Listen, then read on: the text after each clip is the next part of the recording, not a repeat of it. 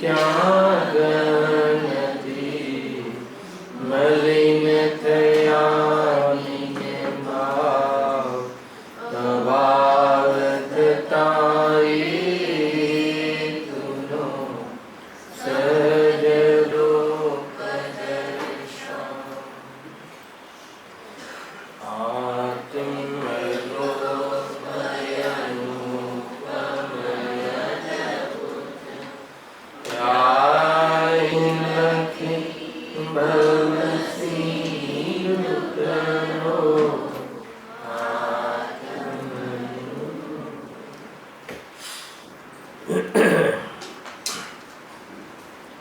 श्री मोक्षमार्ग प्रकाश ग्रंथ से पांचमा अधिकार पर આપણે સ્વાધ્યાય ચાલી રહ્યા છે. अन्य मत निराकरण એના અંતર્ગત યોગ મીમાંસા એ સંબંધી આપણે ખુલાસા થઈ રહ્યા છે. આમાં સ્વમત, જૈન મત, સત્યમત એ મતના મંડન અર્થે, દૃઢતા અર્થે જે અન્ય મત ચાલી રહ્યું છે, જે અન્ય ફિલોસોફી છે એ સંબંધી આપણે અહીંયા વિચાર કરી રહ્યા છીએ કે જે અન્ય મત છે એ વસ્તુ સ્વરૂપથી વિપરીત વાત કરે છે. તો કોઈ વાર આ જીવ ભ્રમિત થઈ અને આ સત્ય મતને છોડી ન દે અને સત્ય મતમાં હોય તો એની દ્રઢતા વધે એ અર્થે આપણે આ ચર્ચા કરી રહ્યા છીએ. યોગ મીમાંસા પેજ નંબર કઈ છે? 119. એમાં યોગ મીમાંસા બે પ્રકારે, એક ભક્તિ યોગ અને જ્ઞાન યોગ, એ દ્વારા એ મોક્ષની પ્રાપ્તિ માને છે. એમાં જ્ઞાન યોગ મીમાંસાની ચર્ચા આપણે અહીંયા પ્રારંભ કરી હતી ગયા વ્યાખ્યાનમાં. એમાં એમ કહેવું છે કે જે અદ્વૈત બ્રહ્મ છે, કે જે સર્વવ્યાપી છે, એને જાણવાથી, એને જાણવું એનું નામ જ્ઞાન છે અથવા સમ્યક જ્ઞાન છે એમ કહે છે. જે દરેક આત્મા અથવા ભગવાન આત્મા જે અદ્વૈત છે, અભેદ છે, તો દરેક જીવમાં સ્વભાવ છે એની ચર્ચા ત્યાં નથી. એ તો એ જે અદ્વૈત પરમ બ્રહ્મ માને છે કે એવી અલગ વસ્તુને એને જાણવી, એને સમર્પિત રહેવું અને એની શ્રદ્ધા કરવી, એનું નામ એ ધર્મ માને છે. અને આપણે તો કંઈ છીએ જ નહીં, જે પણ કંઈ છે એ બધું અદ્વૈત બ્રહ્મ છે એમ સમર્પિત રહેવું, એનું નામ એ ધર્મ માને છે, આરાધના માને છે.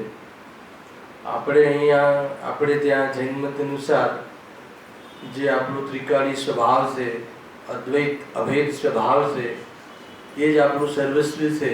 દરેક જીવનું પોતપોતાનું એ સર્વસ્વ છે. એમ જે અનુભવ કરે અને રાગદ્વેષનો અભાવ કરે એ પર્યાયમાં પરમાત્મા બની જાય છે. આપણે ત્યાં જે વિધિ આ પ્રકારે છે, એ લોકો આરાધના કોને માને છે કે પરમ દ્વૈત, જે એક અદ્વૈત બ્રહ્મ નામની કોઈ વસ્તુ છે એને. હવે એમાં એમને ખુલાસો કરતા એમ કહ્યું કે એ તો એવી કોઈ વસ્તુ જ નથી અને એનું મિથ્યાપણું કેવી રીતે છે એની ચર્ચા આગળ ખૂબ કરી છે. છતાં એ સંબંધી એમની કંઈક રજૂઆત છે.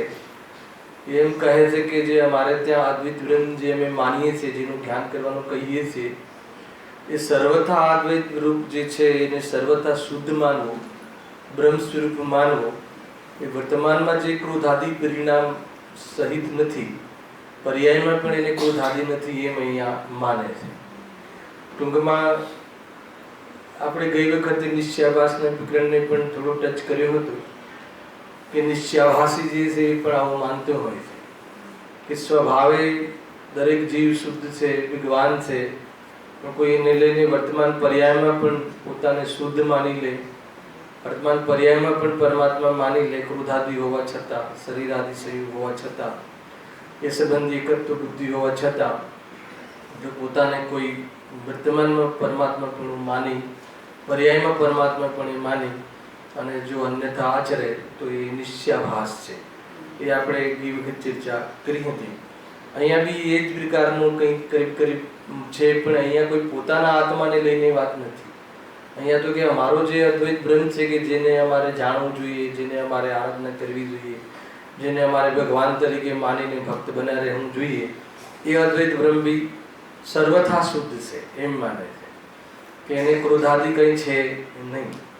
તો પંડિતજી એમ કહે છે કે જો એ ક્રોધાદિ રહિત છે, આગળ તો ક્રોધાદિ અને બધી જે બધા ભાવો હતા ખોટા, જે વિષય વાસનાઓને લઈને એમની તમે સ્તુતિ કરી છે, અને તમે કહો છો કે પરમ દ્વૈત જે અમારો જે શુદ્ધ બ્રહ્મ છે એ સર્વથા શુદ્ધ છે, તો કે વર્તમાન પર્યાયમાં જે ક્રોધાદિ છે એને એ તમે માનતા જ નથી. એ તો કહે છે કે ભ્રમ છે એમ કહ્યું, એમ માને છે એ લોકો.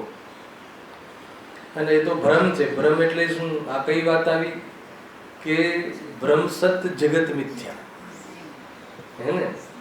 જગત મિથ્યા ભ્રમ સત.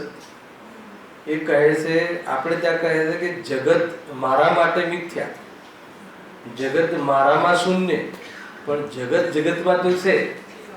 અને અહીંયા કહે છે કે ક્રોધાદિ ભાવ સ્વભાવ નથી, આપણે ત્યાં કહે છે, પણ પર્યાયમાં નથી એમ નહીં. અને જો તમે એને નહીં માનો કે ક્રોધાદિ છે જ નહીં, કોઈ ભ્રમ છે, કોઈ વસ્તુ જ નથી, તો પછી આ આગળ કર્તવ્ય શું રહ્યું? એને અગર જો કોઈ ક્રોધાદિ પર્યાયમાં પણ નથી, કોઈ સર્વથા માને, હે ને? સ્વભાવ તો સર્વથા શુદ્ધ છે, સ્વભાવમાં તો ત્રણેય કાળે એનો ભાવ છે, પણ કોઈ પર્યાયમાં જ નથી એવું માને, તો પછી કર્તવ્ય શું રહ્યું ચંદ્રકાંતભાઈ? તો પછી આ મોક્ષનો ઉપાય, મોક્ષ માર્ગ, મોક્ષ, એ બધી વાત ક્યાં રહી?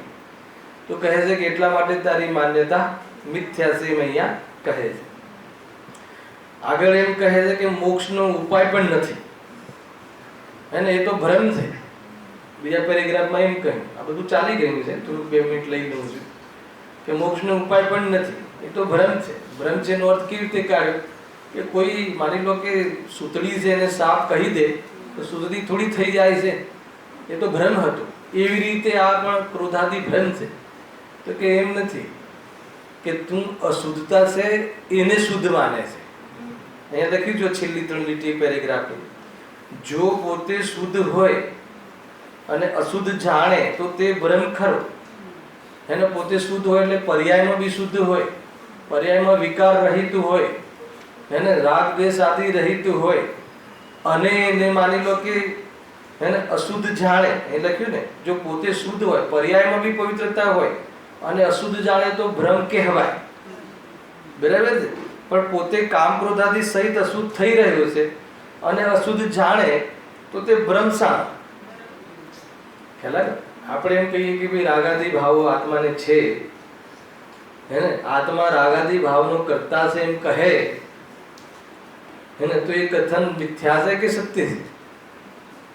ખ્યાલ આવે? ભાઈ પરિણામી દ્રવ્યની ઓળથી સત્ય છે, પર્યાયની ઓળથી જોવામાં આવે, એ વસ્તુ ઓળથી બતાવવામાં આવે તો આત્મામાં રાગાદિ ભાવ છે, આત્મા રાગાદિ ભાવ કરે છે. અશુદ્ધ નિશ્ચયથી આત્મા રાગાદિનું કરતા છે. ખ્યાલ આવે? બહુ ચાલે છે આજકાલ, વોટ્સએપ પર બહુ ચાલે છે કે રાગાદિનો કરતા શુદ્ધ નહીંથી પૂદગલનો છે કે નહીં,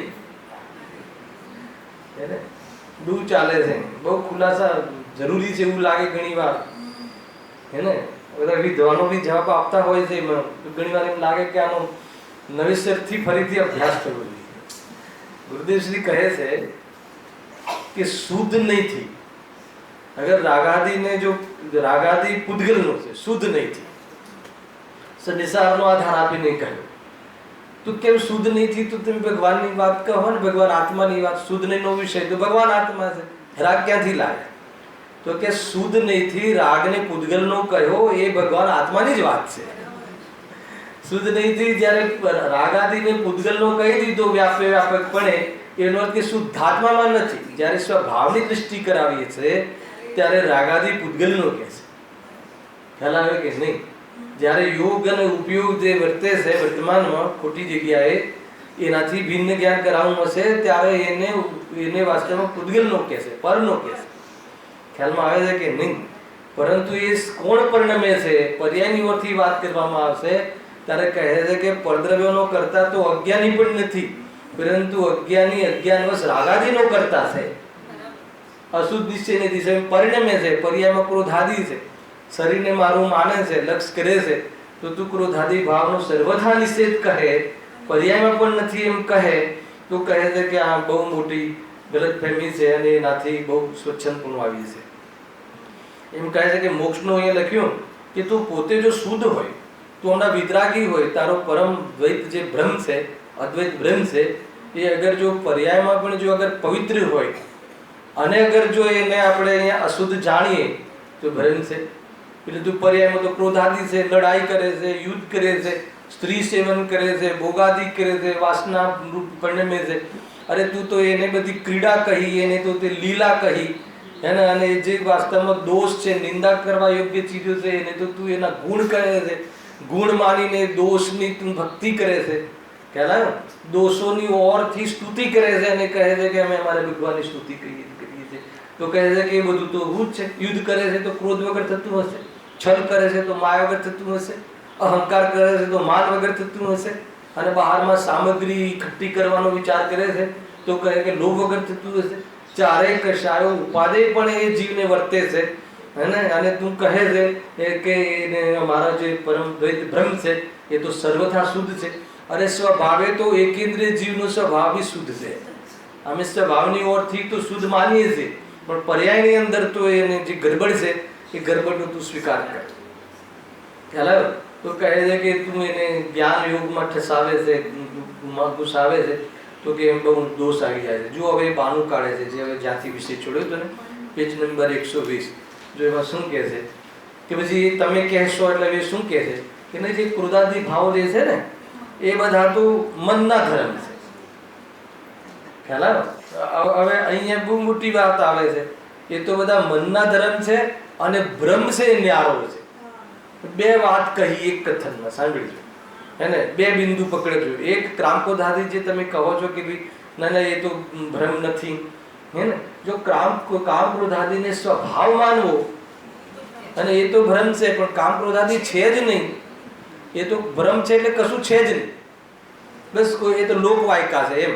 ખ્યાલ આવ્યો? તો કે એવું નથી, એ છે, એ પર્યાયનું સત છે, ક્ષણિક સત છે, અને એક પર્યાયનું સત હોય છે ને એક ત્રિકાલી સત હોય છે. તો પર્યાયનું સત તરીકે માનવું જોઈએ. ગુરુદેવજી કહે કે વ્યવહારને વ્યવહાર માનવો એ મિથ્યાત્વ નથી, વ્યવહારને પરમાર્થ માનવો એ મિથ્યાત્વ, અને વ્યવહારને વ્યવહાર ના માનવો એ પણ મિથ્યાત્વ. અને બહારમાં શરીર છે જ નહીં એમ છે નહીં, પણ શરીર મારો કોઈ આધાર છે, કારણ છે, સુખનું કારણ છે, એ માનવું એ ભ્રમ છે. અને એવી માન્યતા છે એ ભ્રમ નથી, એવી માન્યતા તો સત છે. એવી માન્યતા ક્ષણિક સત છે કે નહીં, એવી માન્યતા વાળા જીવનું છે, પણ શરીર આત્માનું નથી એ વાત પાકી છે. પણ શરીર આત્માનું માનવા વાળી માન્યતાઓ લઈને જીવ બેઠો છે, અને એ ક્ષણિક સતમાં પડ્યું છે, ભૂલમાં પડ્યું છે કે નથી પડ્યું. અગર એ ભૂલ જ ના હોત તો આપણે બધા અહીંયા હોત, ક્યાં હોત પ્રફુલ્લભાઈ? ખ્યાલ એ ભૂલને લઈને રખડી જશે. હે હા હા, તો એ શું કહે છે કે જે કામ ક્રોધ આદિ જે ભાવ કહે છે, તો કે નહીં એ તો અમારે બ્રહ્મને તો એવું બધું ના હોય, એ બધા તો મનના ધર્મ છે અને બ્રહ્મ તો ભિન્ન છે, હે ને. હવે આ બંને જે બિંદુ જે કહ્યા, બે જે કહ્યા છે, એની હવે 5-5 લીટીમાં એમને સમર્થન આપ્યું છે, અને એમાં આપણે પંડિતજી એનું ખંડન બી કર્યું. અદ્ભુત છે આ એની જે સ્ટાઇલ છે. તો એમાં જો સમર્થનમાં જો શું કહે છે કે કામ ક્રોધાદી તો મનના ધર્મ છે. એટલે ટૂંકમાં જ્યાં મન નામની એક નવો શબ્દ આવ્યો, એ શરીર છે કે આત્મા છે પેલા નક્કી કરો આપણે, પછી અંદર ઘૂસી જઈએ, બરાબર છે. જે મન છે એ શરીરના ખાતામાં નાખવું કે આત્માના ખાતામાં નાખવું, ખ્યાલ આવે કે નહીં? તો અહીંયા તો એ જે શરીરના ખાતામાં નાખે છે ને એ ભૂલ કહી. તો જે મન છે ને એ બે પ્રકાર, એક દ્રવ્ય મન ને એક ભાવ મન, બરાબર છે. જેમ ઇન્દ્રિય બે પ્રકાર, એક દ્રવ્ય ઇન્દ્રિય ને એક ભાવ ઇન્દ્રિય. બરાબર છે. તો ભાવ ઇન્દ્રિય જે છે એ તો આત્માના ખાતામાં નાખજો. 31મી ગાથા પછી વાત કરીએ છીએ એને તે આત્માના ખાતામાં લીધી છે કે નથી લીધી, ક્યાં લીધું છે? પહેલા આત્માના ખાતામાં લેવાનું, પછી આત્માથી ભેદ જ્ઞાન કરવાનું. આ કેવું છે? પહેલા આત્માના ખાતામાં લેવાનું અને પછી આત્માથી આત્માનું ભેદ જ્ઞાન કરવાનું. બસ આ છે ભેદ જ્ઞાનની સ્ટાઇલ. પહેલા આત્માના ખાતામાં લેવાનું એટલે કયા આત્માના ખાતામાં? તો કે પરિણામી આત્માના ખાતામાં. એ જે ભાવેન્દ્રિય જ્ઞાન છે એને ઇન્દ્રિય જ્ઞાન જ્ઞાન છે કે અજ્ઞાન છે કે જ્ઞાન નથી? બહુ ચાલે છે આજકાલ. હાલ આવે કે નહીં? અરે ઇન્દ્રિય જ્ઞાન કયા ગુણસ્થાન સુધી હોય રાજુભાઈ? ઇન્દ્રિય જ્ઞાન કયા ગુણસ્થાન સુધી હોય? 12મા ગુણસ્થાન સુધી હોય. તો 12મા ગુણસ્થાન વાળા મુનિરાજ અજ્ઞાની છે કે જ્ઞાની છે? તો ઇન્દ્રિય જ્ઞાન જ્ઞાન છે કે અજ્ઞાન છે? ભાઈ જ્યારે જ્ઞાનના ફંડામેન્ટલ ચાલતા હોય ને ત્યારે ઇન્દ્રિય જ્ઞાન જ્ઞાન છે. જ્યારે અધ્યાત્મની વાત આવે તો ઇન્દ્રિયના માધ્યમથી થતું જ્ઞાન એનો વિષય આત્મા બનતો નથી, એટલે અમારા માટે કાર્યકારી છે. બીજું કે ઇન્દ્રિયના અવલંબનથી જાણે છે. જ્ઞાનની જાણવાની જે પ્રોસેસ છે એ વિભાવ છે, વિપરીતતા નથી. એને સ્વભાવ માની લેવો વિપરીતતા છે, અને ઇન્દ્રિયોનો સપોર્ટ લઈને જાણવાનું જ્ઞાનની પ્રવૃત્તિ કરવી એનો વિભાવ છે. કેમ કે જ્ઞાનનો સ્વભાવ તો વિના અવલંબને ડાયરેક્ટ આત્માના પ્રદેશોથી જાણવું એ આત્માનું અતિન્દ્રિય જ્ઞાન સ્વભાવ છે. એ અતિન્દ્રિય જ્ઞાન એટલે ઇન્દ્રિય રહિત, ઇન્દ્રિયના અવલંબન વગર જાણવું એ અતિન્દ્રિય જ્ઞાન. અને અતિન્દ્રિય સુખ સાથે જે અતિન્દ્રિય જ્ઞાન કહ્યું ને ભાવશુદ્ધ જ્ઞાન, એ તો અલગ છે. એ 31મી ગાથા વાળી ચર્ચા છે. ઘણી બધી બાબતો છે ભાઈ એક સાથે, હે ને? ક્લિયર કરવું જોઈએ કે હજુ કરવું જોઈએ? હલા થોડું કરી જ લઈએ.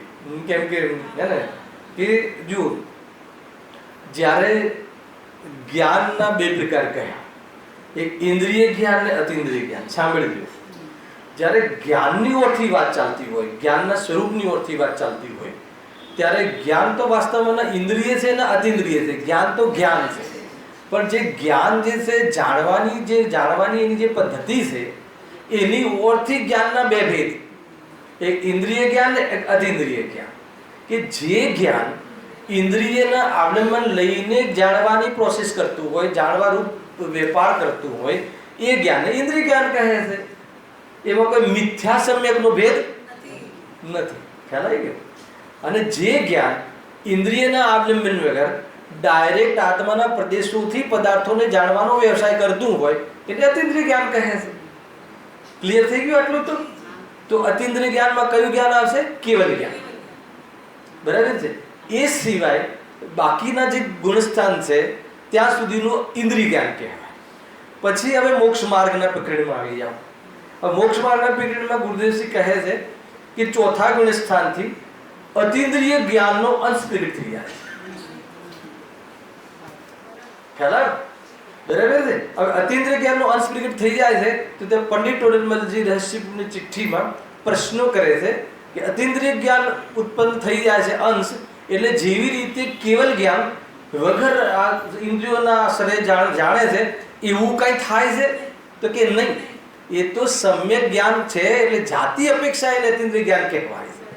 જાતિ સમાન છે, કેમ કે ચતુર્થ ગુણસ્થાન વાળાનું જ્ઞાન પણ સમ્યક થઈ અને ઓલા કેવલ જ્ઞાનની સમ્યક જ્ઞાન.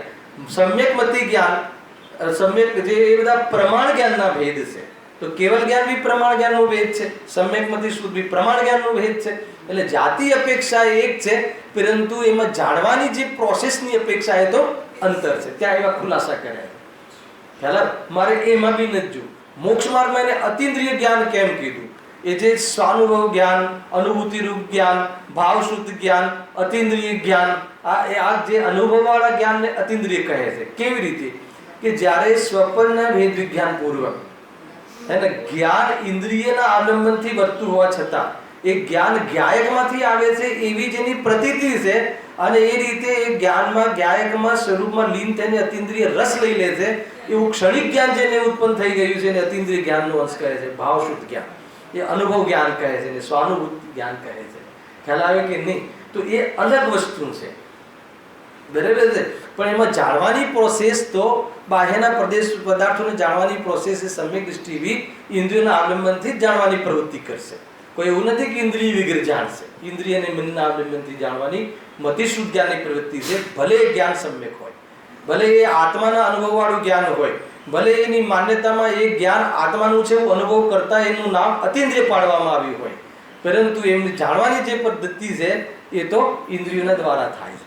એટલે એમને અતિન્દ્રિય જ્ઞાનનો અંશ બી જાગૃત છે અને ઇન્દ્રિય જ્ઞાનની પ્રવૃત્તિ પણ છે, એવું ત્યાં લેવું. તો સામાન્ય ચર્ચા છે, આ બધા મોટા વિષયો છે.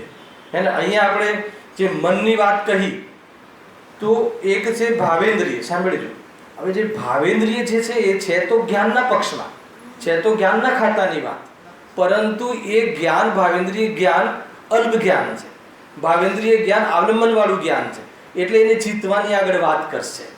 અને જેમ ઇન્દ્રિયોના અવલંબનથી થતું જ્ઞાન એ ભાવેન્દ્રિય એ આત્માની વસ્તુ છે, એમ મનના માધ્યમથી જે થતું વિચાર જ્ઞાન, હિત અહિતના વિચારવાળું જ્ઞાન એ પણ ભાવમન જ્ઞાન એટલે આત્માનું સ્વરૂપ છે.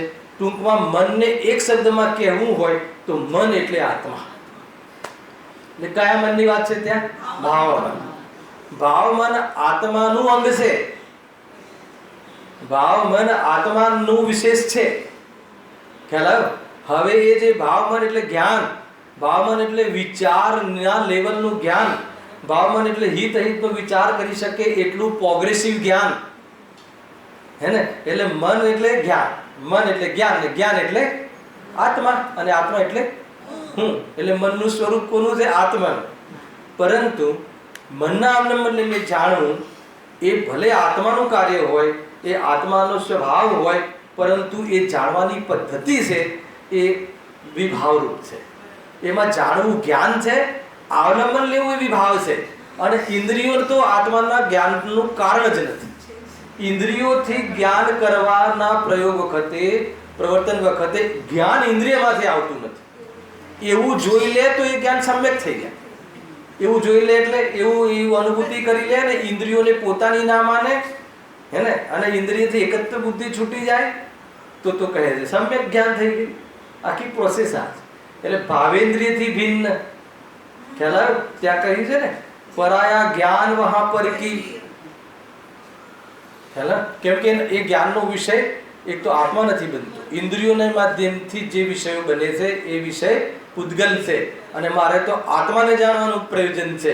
એટલા માટે મારા માટે એ જ્ઞાન મોક્ષ માર્ગમાં કાર્યકારી નથી. એટલા માટે એને આત્માથી ભિન્ન વેદ જ્ઞાનના ખાતા બનાવે. અને ચિંતા શું કરે છે? કેવલ જ્ઞાન પણ આત્માથી ભિન્ન. એ કયા આત્માની વાત છે? શુદ્ધાત્મા. હેલો, હા. અને આ ઇન્દ્રિય જ્ઞાન બી આત્માનું છે. કયા આત્માની વાત છે? પરિણામી આત્માની વાત છે. કેવલ જ્ઞાન પણ આત્માનું છે. કયા આત્માની વાત છે? પરિણામી આત્માની વાત છે. પણ કેવલ જ્ઞાન હું નથી, કેવલ જ્ઞાન આત્મામાં નથી. તો એ કયા આત્માની વાત છે? અપરિણામી ભગવાન આત્મા, અતિન્દ્રિય જ્ઞાન, જ્ઞાન સ્વભાવી આત્મા, એની વાત છે, સ્વભાવની વાત છે. એટલે કે આત્મા કેવલ જ્ઞાનની પર્યાય જેટલો નથી, હે ને? કેવલ જ્ઞાનની પર્યાય સાદી સાત અથવા સાદી અનંત છે, અને આત્મા અનાદિ અનંત છે. ખ્યાલ આવે છે કે નહીં? ગજબ છે ભાઈ. જે જાણવું થાય છે ને, જે જાણવું થાય છે ને, જાણવાની જે પર્યાય છે ને, એ જે પર્યાય જે છે એ વાસ્તવમાં એને જ્ઞાયક નામ છે. એ તો આત્મા જે શુદ્ધાત્મા છે ને, જે અક્રિય છે, જ્ઞાન સ્વભાવ જે છે, એ તો વાસ્તવમાં એમાં તો કોઈ જાણવાની ક્રિયા નથી. ખ્યાલ? એટલે એ તો જાણવાનો સ્વભાવ હોવાથી એને જ્ઞાયક કહે છે. પણ ખરેખર જેમાં જાણવું થાય છે એ પર્યાયનું નામ પણ જ્ઞાયક છે. ખ્યાલ આવ્યો? એ આખી એટલે વસ્તુ છે. બહુ બધા ફંડામેન્ટલ છે. છઠ્ઠી ગાથા એકવાર લેશું ફરીથી. અહીંયા તો નથી લીધી મેં મારા ખ્યાલથી, હે ને? છઠ્ઠી ગાથા પર 100 પ્રવચન થયા છે ગુરુદેવના પ્રવચનના માધ્યમથી. બહુ ખુલાસા થયા છે ત્યાં. જો અહીંયા શું કહે છે કે અહીંયા તો મન જે છે ને, ભાવ મન એ તો આત્માનું અંગ છે, દ્રવ્ય મન છે એ શરીરનું અંગ છે, અને ભાવ મન તો આત્માનું છે.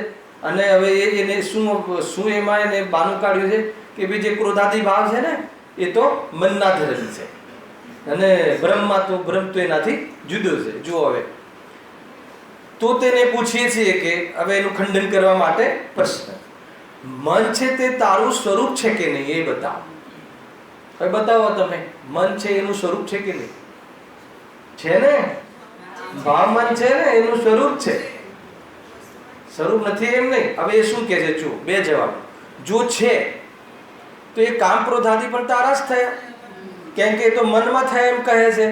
અને મન તારું છે કે નહીં? અને જો છે તો પ્રશ્ન જ નથી, કામ ક્રોધ આદિ પણ તારા બ્રહ્મના થયા અથવા તારા થયા. જો આગળ લખે છે તથા નથી.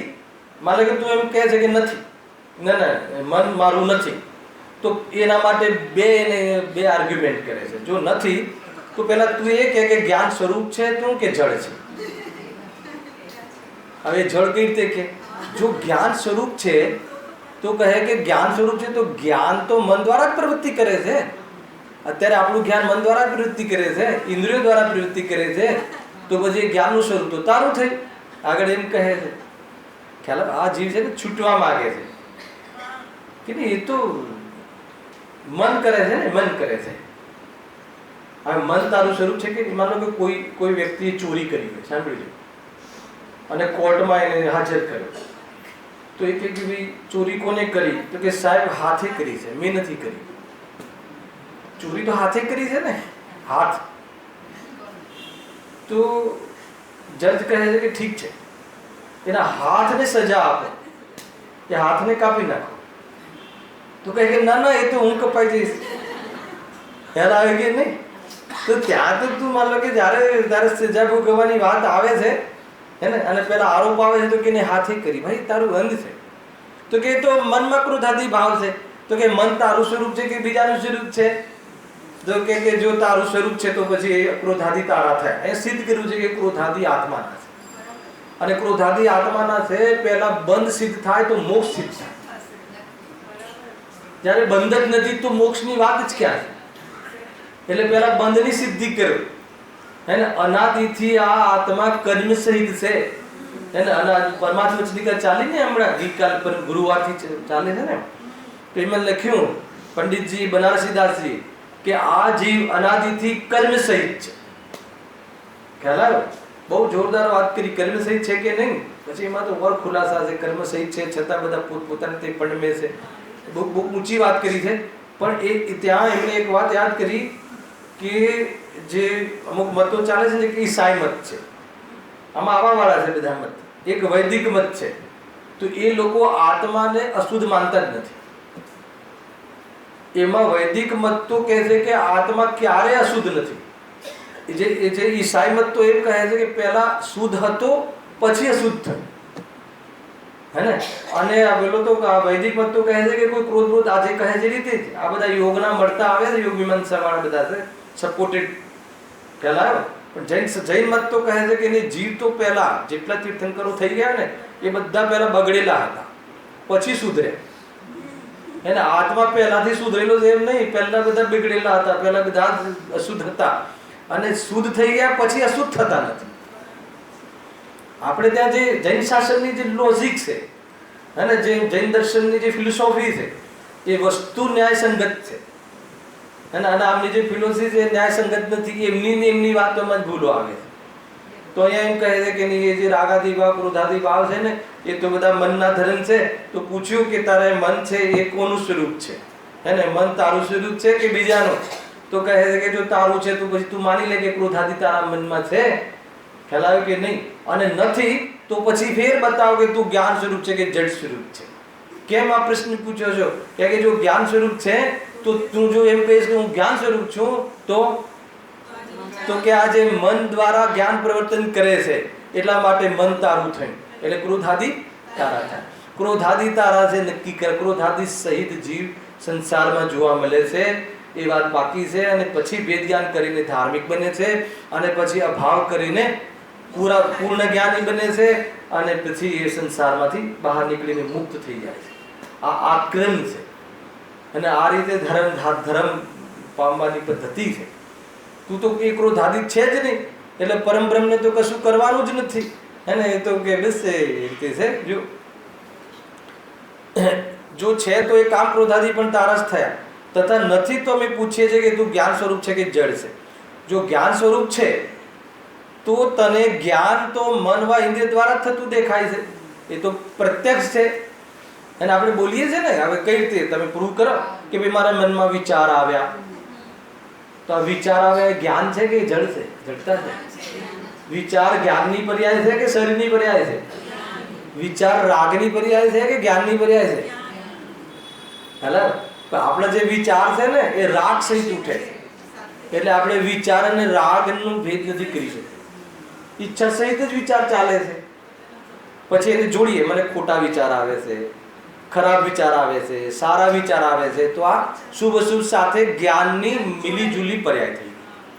ખ્યાલ બે સાથે ચાલે છે. આપણે જો એક જેમ કે ઉપરના ગુણસ્થાનોમાં 11માં 12માં ગુણસ્થાન બી છદ્મસના ગુણસ્થાનો છે, ત્યાં રાગ નથી, શુક્લ ધ્યાન છે, ત્યાં એકલા વિચાર છે. વગર રાગે વિચારની કલ્પના હજી કરી શકતું નથી. પાંચ ઇન્દ્રિય અને મન એ જ્ઞાનમાં તો નિમિત્ત છે, પણ એના દ્વારા બીજું એ કામ થાય છે, એના દ્વારા રાગ પણ થાય છે. કારણ કે એના દ્વારા જે પદાર્થોનું જ્ઞાન થાય છે એ પદાર્થમાં વળી પાછો શું કરે છે? રાગ સહિત પ્રવૃત્તિ કરે છે, વિચારો કરે. તો અહીંયા કહ્યું ને કે જો તારું સ્વરૂપ માને છે, જો તને જ્ઞાન તો મન વા ઇન્દ્રિય દ્વારા થતું જ દેખાય છે, એના વિના કોઈ જ્ઞાન બતાવે તો તેને જુદું તારું સ્વરૂપ માનીએ, એના વગર તું જુદું બતાવ. હે ને, તું જેટલા બી વિચારો કરે છે, જેટલું બી થિંકિંગ કરે છે, એ બધું તો કોના દ્વારા થાય છે? કે મન દ્વારા થાય છે. તો કે મન જ્ઞાન છે, આગળ લખ્યું, પણ એ ભાસતું નથી, એને ખ્યાલમાં આવતું નથી. વળી મન જ્ઞાન ધાતુથી મન શબ્દ ઉત્પન્ન થાય છે. હવે મન તો જ્ઞાન સ્વરૂપ છે, તો એ જ્ઞાન કોનું છે તે બતાવ. તો પછી આજે તે વિચારો કરે છે, આ જે વિચારે જ્ઞાન છે એ કોનું છે? તો કે એ તો મન દ્વારા થાય છે. હે ને, તો એ ભાવ મન કોઈ જડ નથી, ભાવ મન તો જ્ઞાનનું સ્વરૂપ છે. જો તે બતાવ, પણ જુદું તો કઈ ભાસતું નથી. હવે જો વળી તો જો તું જડ છે, હવે તું તારી વાત સાચી કરવા જડ બી બની જાય. જડ બી બની જાય એટલે હું જડ છું એમ કે માનવા લાગે. જોડી જો તું જડ છે તો જ્ઞાન વિના પોતાના સ્વરૂપનો વિચાર કેવી રીતે કરે છે? હે ને, તો તું વિચાર જ કેવી રીતે કરે છે કે હું બ્રહ્મ છું આદિ? એમ તો બને નહીં. બરાબર છે. એટલે આ પહેલી જે એમ ક્રોધાદિક તો મનના ધર્મ છે, એની વિવક્ષા અહીંયા સુધી પૂરી થઈ. એટલા માટે તું માની લે કે જે મન છે એ આત્મા છે, અથવા આત્માનો જ એક અંશ છે, આત્માની જ વિશેષતા છે. આત્મા અર્થાત જ્ઞાન, એ જ્ઞાન છે. કયું જ્ઞાન છે? આ રાગ સંયુક્ત જ્ઞાન. યોગ અને ઉપયોગ જે કહે ને, યોગ અને ઉપયોગ, એ ઉપયોગ લક્ષણની વાત નથી અહીંયા. ઉપયોગ લક્ષણ તો જે સ્વચ્છ છે, જેમાં બધા પદાર્થો ઝલકે છે, એ તો ઉપયોગ લક્ષણ છે. બરાબર છે. પણ એ ઉપયોગ જ્યારે રાગથી સંયુક્ત થાય છે, હે ને, જેમ કે કુંભારનો યોગ અને ઉપયોગ, તેમાં કયો ઉપયોગ છે? માટલા બનાવવાના વિકલ્પમાં લાગતું જ્ઞાન, અને આમ હાથ હલાવવું, આમ હલાવવું, એ બધું ઉપયોગ. અને એમાંથી એ પ્રમાણે આત્માના જે હાથ પગ હલે છે ને, એ વખતે આત્માના પ્રદેશોનું જે કંપન થાય છે એનો યોગ. આ યોગ અને ઉપયોગ માટલું બનવામાં નિમિત્ત હોય છે, કહે છે ને યોગ અને ઉપયોગ. અત્યારે મારો યોગ અને ઉપયોગ શું કાર્ય કરી રહ્યું છે? હે, પ્રવચન સંભળાવવાના રાગમાં વર્તી રહી છે. બરાબર છે. એ સારું કાર્ય છે, કરવા લાયક કાર્ય છે કે કરવા લાયક કાર્ય નથી? તમારા બધાના ઉત્કર્ષમાં નિમિત્ત બનવા વાળો મારો આ યોગ અને ઉપયોગ, હે ને, ભલે હું તમને કરાઈ નથી શકતો ઉપાદાન રૂપે, પણ નિમિત્ત તો ખરો ને. મારો યોગ અને ઉપયોગ નિમિત્ત તો ખરો ને. અને નિમિત્ત તરીકે હું કરતા બનવા માંગુ તો એના હું શાનાથી વંચિત રહું છું? હા, સ્વરૂપમાં જવાનું કાર્ય મારું ચૂકીને હું આ કાર્ય કરી રહ્યો છું. એ વાસ્તવમાં એવા કાર્યનું શ્રેય લેવા જેવું છે કે નહીં? બોલું ચંદ્રકાંત, કેવી ગજબની વાત છે. દુનિયા માને આટલું સરસ કામ કર્યો છો ભાઈ. લૌકિક દૃષ્ટિની વાતો છે, આધ્યાત્મિક દૃષ્ટિ મોક્ષ માર્ગમાં એની કોઈ કિંમત નથી. એને કાલે કોઈ ગયા શનિ કોઈ પૂછતું હતું ને, કાં તો રાત્રે કોઈ પૂછતું હતું મારા ખ્યાલથી, કે દરેક કોઈ બી મુનિ ઉપદેશ વગર બી મુનિ બની જાય. અરે કરોડો મુનિ છે, અરે ગણતરી વાળા છે ઉપદેશ વાળા તો, અને અરિહંત તીર્થંકર ગણતરી વાળા છે. અને એવા કેટલાય મુનિરાજ છે કે જે વાસ્તવમાં વગર ઉપદેશે બી સિદ્ધ બની ગયા. ઉપદેશ સાથે અરિહંત સિદ્ધ સા કે વિતરાગ પામવા, તો ઉપદેશ આપવાનો ભાવ તો આશ્રય છે. અને આશ્રય તત્વથી કેવી રીતે વાસ્તવમાં સંવર તત્વ પેદા થાય? ખ્યાલ આવે કે નહીં? આ રીતે છે. એ તો ભગવાનની અનિચ્છાએ વાણી ખરે છે, પણ નીચેની અવસ્થાઓમાં તો ઈચ્છા સહિત વાણી ખરે છે. નીચલી અવસ્થાઓમાં તો એ તો ભગવાનને તો અનિચ્છા છે, ઈચ્છા જ નથી. તો પુણ્યના ઉદયથી સર્વાંગ વાણી ખરે છે. ત્યાં તો ભગવાનને ઈચ્છા નથી કે હું સંભળાવું, પણ નીચેની અવસ્થાઓમાં ચાહે જ્ઞાની હોય કે અજ્ઞાની હોય, સંભળાવવાની તો ઈચ્છા હોય છે. તો સંભળાવવાની ઈચ્છા, આત્માની વાત સંભળાવવાની ઈચ્છા પણ આશ્રિત હતી.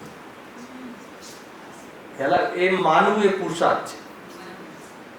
હેલા એ રાગ સંભળાવો, આપણે એમ લાગે કે આટલું બધું પુરુષાર્થ કરું છું, કેટલા લોકોને હું શાસ્ત્ર સંભળાવું છું, તો કે એ પુરુષાર્થ નથી, એ તો રાગની ક્રિયા છે. હે ને, હું જે આ સંભળાઈ રહ્યો છું એ જ્ઞાનની ક્રિયા છે કે રાગની ક્રિયા છે? તો એને એ મેં રાગ કર્યો કે પુરુષાર્થ કર્યો? તો અહીંયા પુરુષાર્થ ક્યાં બેઠો છે પ્રફુલભાઈ? કે આ આશ્રમ તત્વ છે, હું નથી એવું માનવું એ પુરુષાર્થ છે. એવું સમજવું એ પેટનો પુરુષાર્થ છે ને, એવી પ્રતીતિ કરવી એ સાચો પુરુષાર્થ છે. અને એ પુરુષાર્થ પછી સ્વરૂપમાં સન્મુખ રહીને લીન સ્થિરતા વધારવી એ પુરુષાર્થનો એ પ્રચુર પુરુષાર્થ છે. એ વિતરાગતાનો વિકાસ છે. ખ્યાલ આવ્યો કે નહીં? અને સંપૂર્ણ વાણી રહિત થઈ જવું. વાણીના ભાવ રહિત પહેલા થાય ને પછી વાણી રહિત સિદ્ધ અવસ્થા. ખ્યાલ આવ્યો? પૂર્ણ ધર્મ પીડિત થઈ જાય છે. બોલો ક્યાં છે ધર્મ? ક્યાં બેઠો છે પુરુષાર્થ? ક્યાં બેઠો છે રાગ? ક્યાં ઊભો છે અને હું ક્યાં ઊભો છું? કોઈ જ ખબર ના હોય અને કહે કે મેં બહુ ધર્મ કર્યો, મેં બહુ મહેનત કરી, બહુ પુરુષાર્થ કર્યો, કેટલા લોકોને સમજાયા અને હું સમજ્યો, તો કે તું કાંઈ નથી સમજ્યો. ખ્યાલ આવે કે નહીં? સમકે થોડું ભારે લાગે કે મજા આવે? ભાર ઉતરી ગયું. મારે તમને સમજવાની જવાબદારી નથી. કેમ કે હું કોઈને સમજાઈ શકતો નથી. કેમ કે એક વસ્તુના દ્રવ્ય ગુણ બીજામાં રૂપાંતર થઈ શકતા નથી. એટલે બીજા દ્રવ્યનું કાર્ય બીજું દ્રવ્ય કરી અન્ય દ્રવ્ય કરી શકતું નથી. એટલે બીજા દ્રવ્યને કરવાની જે જવાબદારીનો ભ્રમ હતો એ ભ્રમ મટી જવો જોઈએ. અને એ ભ્રમ મટી જાય તો શું થઈ જાય? ધર્મ થઈ જાય. આ બહુ અદભુત છે ભાઈ. જો અહીંયા તો શું કહે છે, જો યોગ ને ઉપયોગ. તો એ જે યોગ અને ઉપયોગ નિમિત્ત કહે છે ને, એ ઉપયોગ જે છે એ રાગથી સંયુક્ત ઉપયોગ છે, એ ઉપયોગ લેવો. ત્યાં ઉપયોગ લક્ષણની મુખ્યતા નથી. જે ઉપયોગ લક્ષણથી જે જ્ઞાન તરફ જઈએ એ નહીં. મારો યોગ અને ઉપયોગ કોઈ કાર્યમાં નહીં. રોટલી બનાવવામાં બાયનો યોગ અને ઉપયોગ, તો એમાં કયો ઉપયોગ છે? રોટલી બનાવવાના ઈચ્છામાં ઉપયોગ જે સંયુક્ત જોડાયો છે એ. અને એકલી રોટલી બનાવવાના રાગમાં જોડાયો હોય તો ઠીક છે, એને પરંતુ હું સારી બનાવી શકું છું એવા મિથ્યાત્વ સહિત એમાં ઉપયોગ રાગમાં જોડાવો, ખ્યાલ આવે? એ ઉપયોગને અશુદ્ધ ઉપયોગ કહે છે. ખ્યાલ આવે કે નહીં? એ છે. એ કઈ ચેતના છે? કર્મ ચેતના છે. એ જ્ઞાન ચેતના નથી. જ્ઞાન ચેતના તો જે ભેદ જ્ઞાન રૂપે પ્રવર્તે છે એ જ્ઞાન ચેતના છે. અને વેદ જ્ઞાન રૂપે નથી પ્રવર્તી એ બધી કર્મ ચેતના છે. ચેતના બતાવું તો એ જ છે કે છે ચેતના. એ તારા ચેતનાના પરિણામ છે, પણ ચેતનાના અશુદ્ધ પરિણામ છે, ક્રોધ સહિત વ્યવસાય વાળા પરિણામ છે. એટલે એ બધા ચેતનાના કયા પરિણામ છે? ઔદૈક પરિણામ છે. ઔદૈક સાથે સંગત થયેલા પરિણામ છે. તો એ રીતે છે. એટલે ચેતનાએ ખોટો વ્યવસાય કર્યો છે. ચેતના શુભ અશુભમાં વ્યવસાય કરી રહી છે. ચેતનાને તો ચેતનમાં વ્યવસાય કરવાની જરૂર હતી, તો એ ભૂલ થયેલી છે. અને કદાચ વ્યવસાય અસ્તિત્વજન્ય હોય તો સમજમાં આવે, પણ કર્તવ્ય રૂપથી કરે તો પછી ક્યારે પાછો લોટવાનો છે? બહુ બધી મેટર છે આમાં. જો તો અહીંયા શું આવે બીજો કે ઠીક છે બ્રહ્મ તો ન્યારો છે. હવે એની વિવક્ષા જો તું જ છે. હા હા ફરીથી ક્યાં આવ્યું હતું? એમ તો બને એવું તું કહે છે કે બ્રહ્મ ન્યારો છે, પણ એ ન્યારો બ્રહ્મ તું જ છે કે કોઈ બીજો છે? એ વાત તો આવે જ હે ને. એ તું ન્યારો છે તો એ બ્રહ્મ તું છે કે બીજો કોઈ છે? પહેલા એ કહે. હવે એના મોઢે જ બોલાવડાવે છે. જો તું જ છે હે ને, તો તારામાં હું બ્રહ્મ છું એવું માનવા વાળું જ્ઞાન છે તે તો મન સ્વરૂપ જ છે. માનો એમ કહી દે કે એ તો બ્રહ્મ હું જ છું, તો એવું જે માનવા એ માન્યું શામાં? ખ્યાલ આવે કે નહીં? તો એ માન્યું એ શું છે? જેમાં માન્યું એ બ્રહ્મ છું એવું જે માન્યું જાણ્યું એ શું છે? તો કે મન છે. હું બ્રહ્મ છું, હું ગાયક છું એવું માનવું શામાં થાય છે? મન જ્ઞાનમાં. ખ્યાલ વિચાર જ્ઞાનમાં હું દેહથી ભિન્ન વિદ્વાન આત્મા છું એવું માનવું શામાં થાય છે? મનમાં. એટલા માટે મનને આત્માનુભૂતિમાં હેતુ કહ્યું અને મન મતિ શુદ્ધ જ્ઞાનમાં પ્રવૃત્તિમાં નિમિત્ત હોવાથી અનુભવ જ્ઞાનને પણ મતિ શુદ્ધ જ્ઞાન વાળું કહ્યું. કયા કયા જ્ઞાનમાં અનુભવ થાય છે? મતિ જ્ઞાન કે શુદ્ધ જ્ઞાન? ખ્યાલ આવ્યો કે નહીં? તો ઝઘડા ચાલે છે, કોઈ કહે મતિ જ્ઞાન, કોઈ કહે શુદ્ધ જ્ઞાનમાં. તો પંડિતજીએ કહ્યું કે મતિપૂર્વક શુદ્ધ જ્ઞાનમાં થાય અને ખરેખર તો આત્મજ્ઞાનમાં થાય છે. એ તો મતિ શ્રુત તો ઉપાધિ છે. મતિ શ્રુતની ઉપાધિથી દ્રષ્ટિ છોડે છે એટલે જે જ્ઞાન પ્રગટ થાય છે એને અનુભવ જ્ઞાન કહે છે. મતિ શુદ્ધ જ્ઞાન એટલે ઇન્દ્રિયો અને મન દ્વારા પ્રવૃત્તિ કરે છે અને એ જ જ્ઞાનમાં ઇન્દ્રિયો અને મનથી ભિન્ન અનુભવ કરે છે એટલે એ નામ આત્મજ્ઞાન. આત્મજ્ઞાન એ જ્ઞાન હે શેષ સભી અજ્ઞાન. હલાય કે નહીં? એટલે ઇન્દ્રિયો દ્વારા એ તો એમાં ઇન્દ્રિયો દ્વારા પહેલા વિચાર આદિ કરે છે ઇન્દ્રિય જ્ઞાન દ્વારા એટલે આરોપ આપીને એ જ્ઞાનને મતિ શુદ્ધ જ્ઞાન કહે છે. અનુભવ જ્ઞાન મતિ શુદ્ધ જ્ઞાનમાં થાય છે એમ કહ્યું છે ઉપચારથી. ખ્યાલ આવે કે નહીં? વાસ્તવમાં મતિ શ્રુત એ તો ભેદ તો કોઈ અપેક્ષાએ ભેદ છે, જ્ઞાન તો જ્ઞાન જ છે. અને એક જ્ઞાનનું આખું લેસન ચાલે તો કઈ ફંડામેન્ટલ ક્લિયર થાય. ખ્યાલ આવે ભાઈ? જો ત્યાં લીધું હતું ને સ્ટાલિકામાં ખાલી ઉપયોગ ચલાવ્યું. એક ઉપયોગ શબ્દ પર 16 પ્રવચન કરેલા, ખાલી ઉપયોગ. એમાં આ બધા વિષયો આવે છે. જો બ્રહ્મ ન્યારો છે પણ એ ન્યારો બ્રહ્મ તું છે કે કોઈ બીજો? જો તું છે તો તારામાં હું બ્રહ્મ છું. તું છે એમ કેમ કે તું છે એટલે તેને કીધું છે ને હું બ્રહ્મ છું. તો હું બ્રહ્મ છું એવું તે સામે નક્કી કર્યું, તરત જ પકડે છે. એવું મનવાળું જ્ઞાન છે તે તો મન જ સ્વરૂપ છે એટલે મનથી જુદું નથી. હવે કહે છે હવે પોતાપણું આ સિદ્ધાંત બતાવે છે. હવે પોતાપણું માનવું તો પોતાનામાં જ હોય.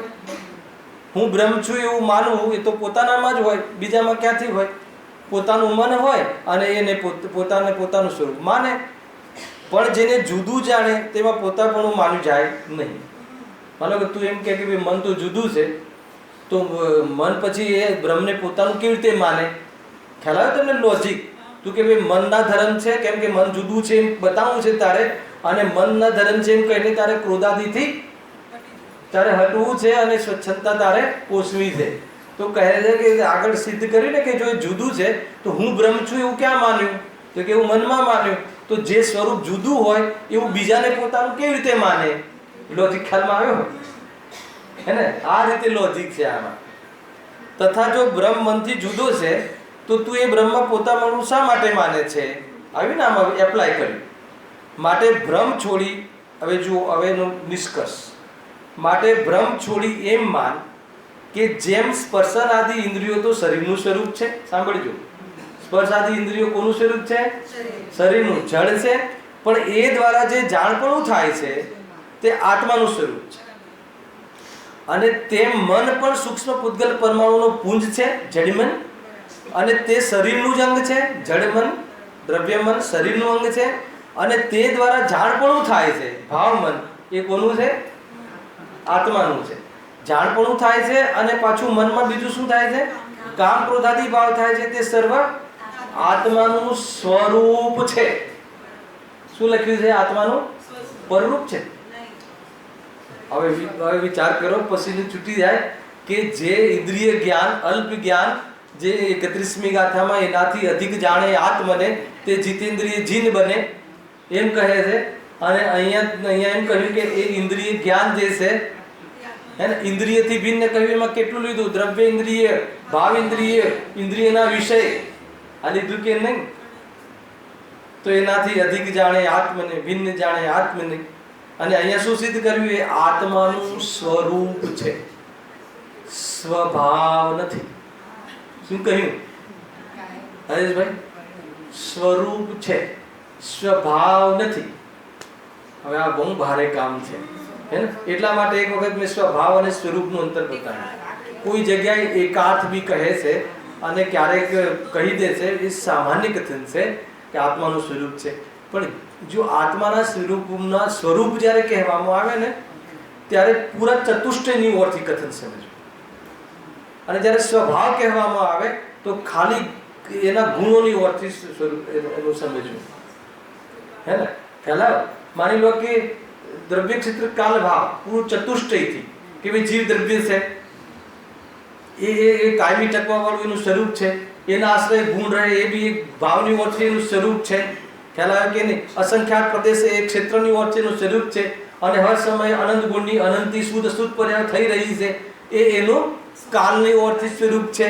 તો દ્રવ્ય ક્ષેત્ર કાલ ભાવની ઓર ચારે જ્યારે ચતુષ્ટયની ઓરથી વસ્તુને બતાવવામાં આવે તો એ પૂરા સ્વરૂપની વાત છે.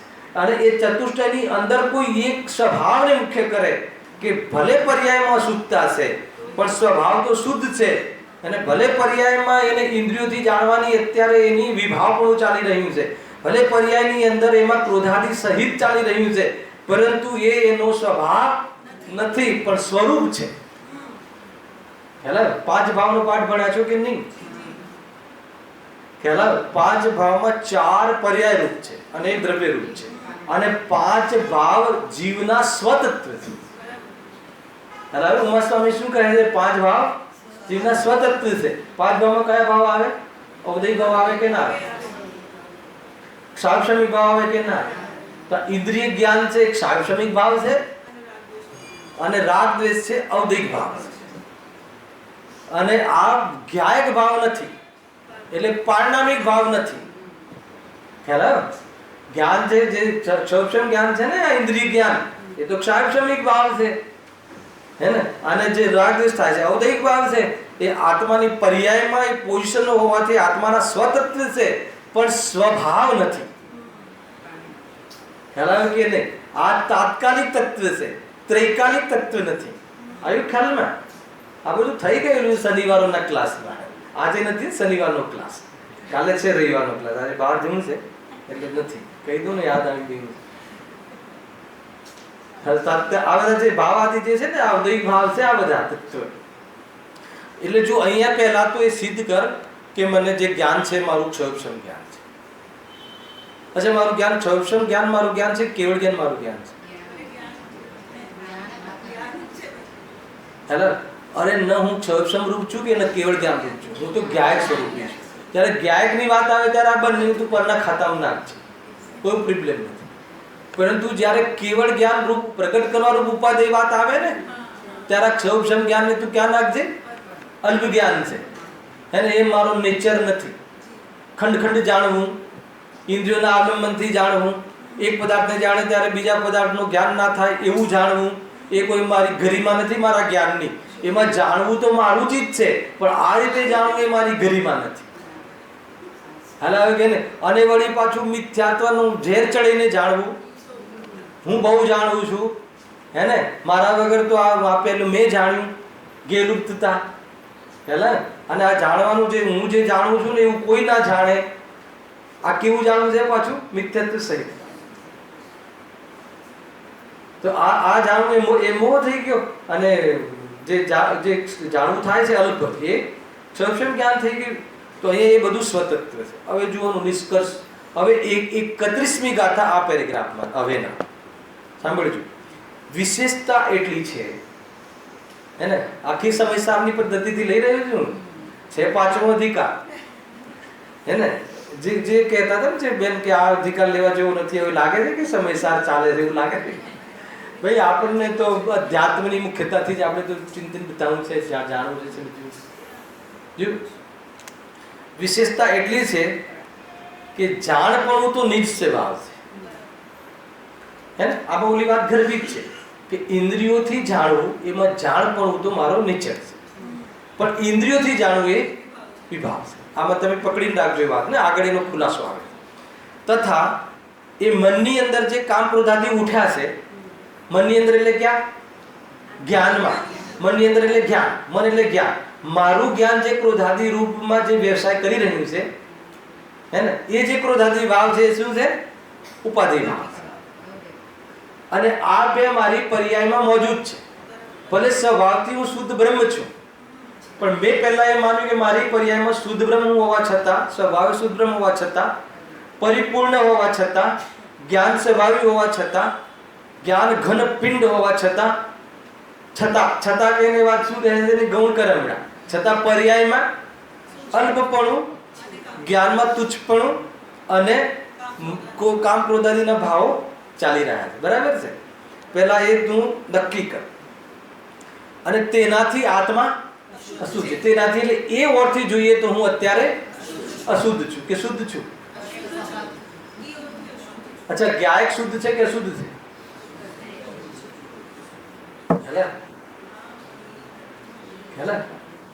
અને પર્યાયમાં શુદ્ધ થાય છે એ શું છે? જો જે જ્ઞાયક શુદ્ધ છે કે અશુદ્ધ છે એ પ્રશ્ન છે ને. જ્ઞાયક તો અશુદ્ધ નથી ને શુદ્ધ નથી એવો શુદ્ધ છે. ના ખ્યાલ આવ્યો? સમય 7 જ મિનિટ છે મારી પાસે, હે ને.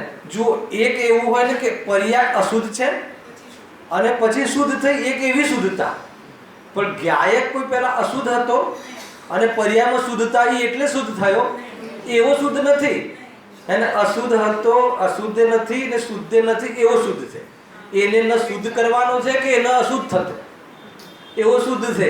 આ રીતના વિશેષણ મળે છે જ્ઞાયક માટેના. પણ વર્તમાનમાં હું અશુદ્ધ છું. હવે હુંની જગ્યાએ આત્મા બોલી દે તો હવે ચિંતા કરવાની નહીં. આત્મા વર્તમાનમાં અશુદ્ધ છે તો એ પર્યાયની ઓરથી આત્માને સમજવો. અને શુદ્ધ કોને થવું છે? એ પર્યાયની ઓરથી જે અશુદ્ધ છે એને શુદ્ધ થવું છે. એટલે આ બધું કોને કરવાનું છે? વેદ જ્ઞાન કે પર્યાય જ કરવાનું છે. એ જે અશુદ્ધ પર્યાય વર્તી રહી છે એને જ અશુદ્ધતાને ગૌણ કરી જ્ઞાનમાં, અને એને વેદ જ્ઞાન કરીને સ્વભાવને જાણવાનું છે. અને જ્યારે અશુદ્ધતા ગૌણ કરીને સ્વભાવને જાણશે સ્વયં જ્ઞાન, ત્યારે જ્ઞાયક ઉપર પ્રસન્ન થઈ જાય તો અશુદ્ધતા ઉત્પન્ન જ નથી થતી. એ પર્યાયની શુદ્ધતા છે. કારણ કે નહીં, એક છે દ્રવ્યની શુદ્ધતા, એક છે પર્યાયની શુદ્ધતા. પર્યાયની શુદ્ધતા, પર્યાયની શુદ્ધતા કોને કહેવાય? આ બધા મોક્ષમાર્ગ પ્રકાશકના આગળ વિષય આવવા વાળા છે, 7મા અધ્યાય, હે ને. વિતરાગતા એ પર્યાયની શુદ્ધતા છે. દ્રવ્ય વિતરાગી છે એમ નથી. દ્રવ્ય જો જે દ્રવ્ય તો અરાગી છે અને પર્યાય વિતરાગી છે. આવ્યો ખ્યાલમાં? જેનો રાગ વીતી જાય એ વિતરાગી, પણ જેનામાં રાગ ના હોય એ અરાગી. તો આત્મા સ્વભાવે આત્મા અરાગી છે અને આત્મા વિતરાગી બને છે.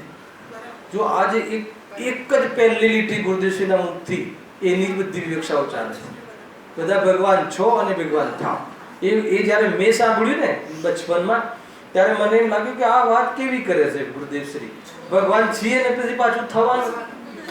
તો ભગવાન છો એ કઈ ઓરથી? દ્રવ્ય સ્વભાવથી બધા ભગવાન છે. પણ પર્યાયમાં મારે એને અનુભવ કરીને પરમાત્મા પણ ભોગવવું છે. એનું નામ પર્યાયમાં ભગવાન થાય. કેવી રીતે થવાનું? હું ભગવાન સ્વરૂપ છે માનવાનું. એ માનવાનું એટલે કે સામાન્ય વાત નથી. એટલે શરીર છું એમ નહીં માનવાનું, પિતા છું એમ નહીં માનવાનું, હે ને, શેઠ છું એમ નહીં માનવાનું, હું પંડિત છું એમ નહીં માનવાનું. એમ નહીં માનવાનું એટલે શું? એમ નહીં માનવાનું એટલે કે એ બધા રોલ છે, કેરેક્ટર છે જ નહીં. એમ નહીં, છે જ નહીં તો આમાં આવી જશું. એ બધું છે પણ એક ક્ષણિક જ છે. રોલ છે, કર્મકૃત છે, કેરેક્ટર છે, ઉપાધિઓ છે, જવાવાળી ચીજ છે, પરમેનન્ટ નથી. એના આશ્રયથી સુખની કલ્પના કરવી કે જે સ્વયં અનિત્ય છે, જે પોઝિશન કાયમી રહેવાની નથી, એનો આશ્રય લઈને પોતાને કંઈક માનવું તો એનાથી ઠેસ પહોંચશે. એટલે કે તું એ બધું તારું નથી. આવો ખ્યાલ આવે છે? બહુ જબરદસ્ત છે આ બધી વસ્તુ. જો અહીંયા કહે છે વિશેષતા એટલી છે કે જાનપણું તો નીચ સ્વભાવ છે તથા કામ ક્રોધાથી ઉપાધિક ભાવ છે. હવે જાનપણું નીચ સ્વભાવ છે તો એનાથી અશુદ્ધ કેમ? હવે તમને આ પ્રશ્ન થવું જોઈએ. આ લીટી તમે વાંચો પ્રફુલભાઈ કે જાનપણું તો નીચ સ્વભાવ છે તથા કામ ક્રોધાથી ઉપાધિક ભાવ છે, તેનાથી આત્મા અશુદ્ધ છે. તો જાણપણું શું કામ નાખ્યું? એટલે અહીંયા કયું જાણપણું લેવું?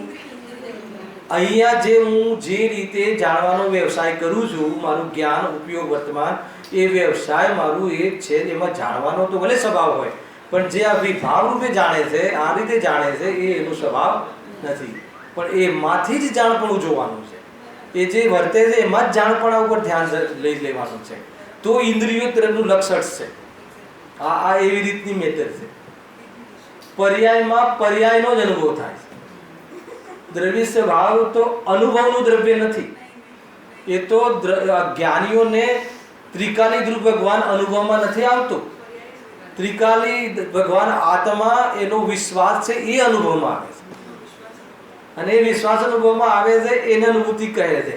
હે ને? એટલે ત્રિકાલી ધ્રુવ ભગવાન આત્મા તો ન કારણ છે, ન કાર્ય છે, કે ન અનુભવનો વિષય છે. હલા એ તો એનું લક્ષ્ય કરીને અનુભવ કરવામાં આવે છે, હે ને? આશ્રયભૂત કાળ કહેવામાં આવે છે, એટલે એને શ્રેય મળે છે. બાકી ત્રિકાલી ધ્રુવ ભગવાન આત્મા તો નિમિત્તવત છે. ખાલી ત્રિકાલી ધ્રુવ ભગવાન આત્મા એટલું નક્કી કરાવે છે કે જ્યારે અનુભવ થશે ત્યારે જીવને થશે, પણ તત્સમયની યોગ્યતામાં જ્યારે એ રીતનો અનુભવ કરે છે ત્યારે જ એને અત્યંત સુખ થાય છે. બધી જગ્યાએ પર્યાયની વાતો પણ છે. આ રીતે ત્રિકાલી ધ્રુવ ભગવાન આત્મા અનાદિથી છે, પણ અનુભવ કેમ અનાદિથી નથી? હાલ કે ને આ વિચાર કરજો. બસ અંતિમ વાત છે આનું કન્ક્લુઝન, કે એટલા માટે આત્મા તો અશુદ્ધ છે.